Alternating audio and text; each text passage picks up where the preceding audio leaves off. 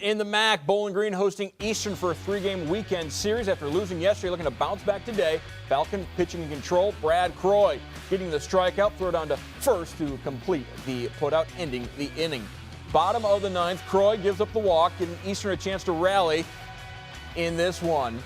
7-run lead for the Falcons. Next batter, Croy, the former Otto Glandorf Titan, induces the 4-6-3 double play, ends the game. Falcons win 10-3. They'll finish up the series tomorrow at Stetler Field. First pitch around 1:05.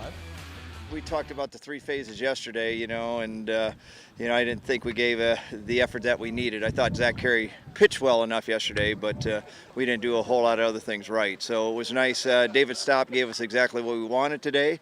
Okay, he's basically a 3-inning pitcher. He got us into the 4th.